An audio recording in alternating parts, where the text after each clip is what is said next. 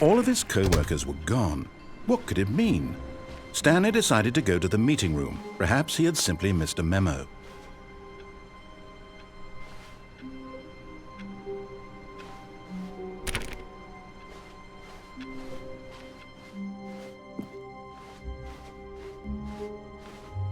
When Stanley came to a set of 2 open doors, he entered the door on his left.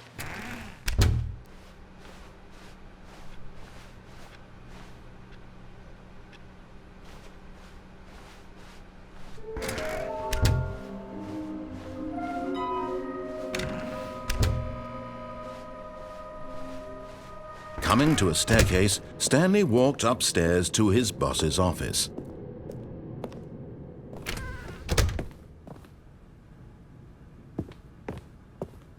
Stepping into his manager's office, Stanley was once again stunned to discover not an indication of any human life. Shocked, unraveled, Stanley was in such a rush to get through the story as quickly as possible, he didn't even have a single minute to just let the narrator talk. That kind of anxiety isn't healthy, so he relaxed for a few moments with some calming New Age music.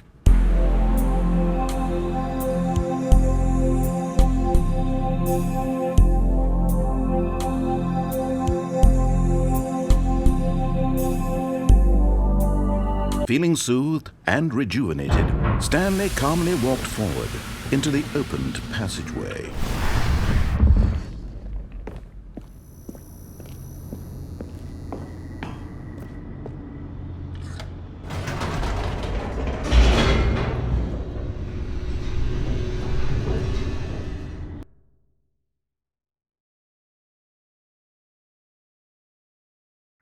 Descending deeper into the building, Stanley realized he felt a bit peculiar.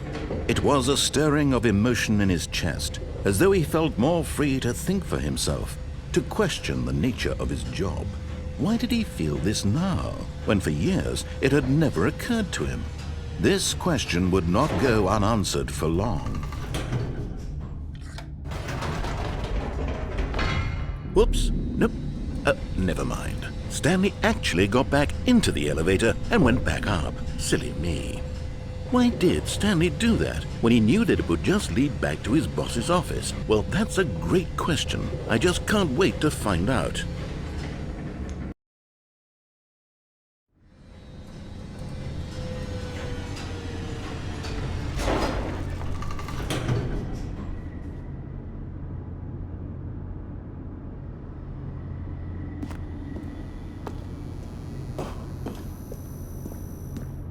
Here we are, Stanley. It's your boss's office. Exactly the way it was before you got onto the elevator. It's still just exactly what it is. What a decision you've made to come up here and look at the office again.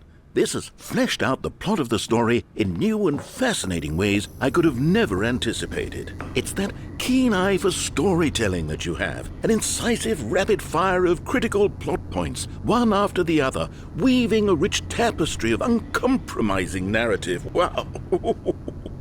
I'm bolted to the edge of my seat. Incredible. Now he's getting back into the elevator and going down again. Ladies and gentlemen, how does he keep coming up with all of this?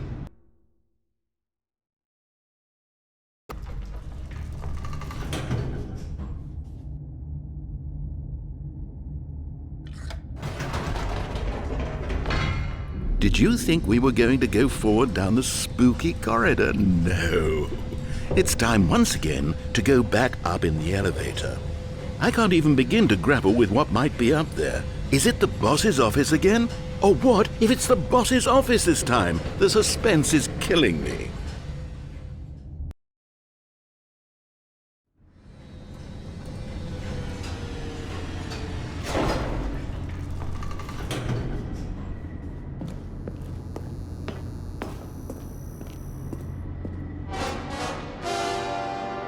Oh my God, it's the boss's office. This absolutely changes everything for me. Give me a time out here for a minute while I process this.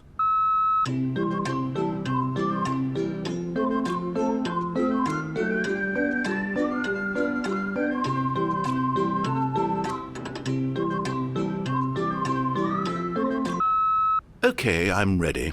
I'm prepared to embrace this stunning revelation and to move forward with... No, wait.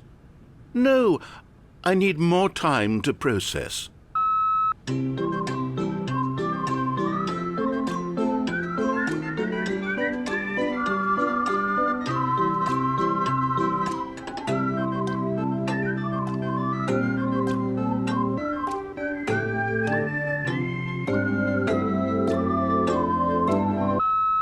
All right, I have fully come to terms with it. I have made space in my worldview for this astonishing new reality. As before, I turn to your expert eye for gripping narrative, Master Stanley.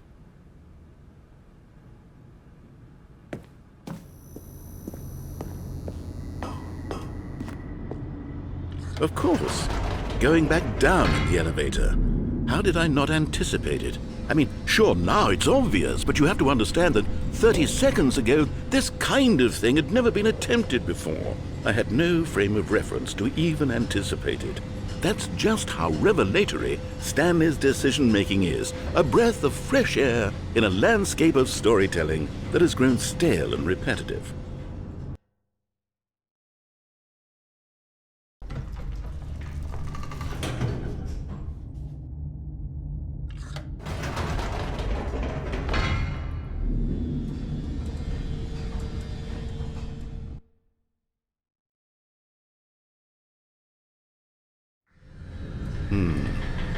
You know what?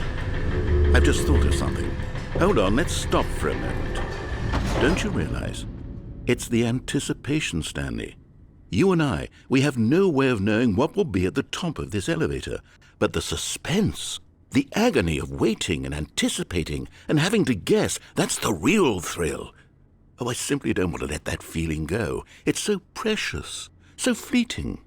Why don't we take this elevator ride nice and slow? There we go. Isn't this so much more exciting? You know, Stanley, it seems like nowadays the only thing that audiences want is to be shocked as loudly and frequently as possible. They want big, explosive moments flung right in their faces from the very moment that things get started. But where's the tension? Where's the trust in the audience to build a slow and nuanced appreciation for the story, the characters?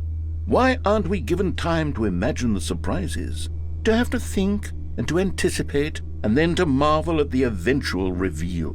This is storytelling, Stanley. What you and I are doing right now. This is the most exciting narrative to be developed in years, and it's really all because of you. You're the one who took this bold step of revisiting the exact same locations over and over. Truly, I mean it. This is unique and different. It's not like anything else out there. You see, I want stories that surprise me, Stanley. I want to have to think.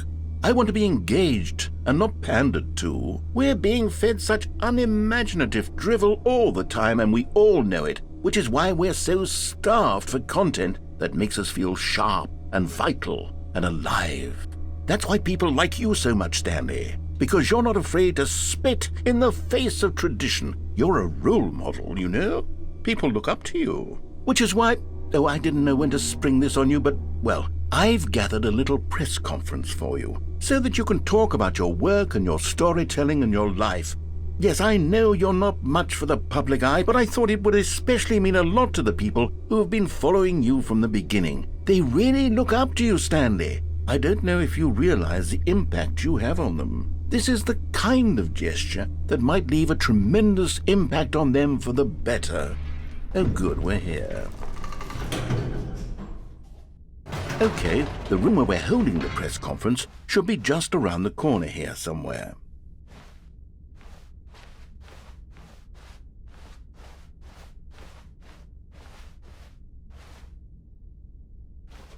Ah, yes, here it is, just through this door.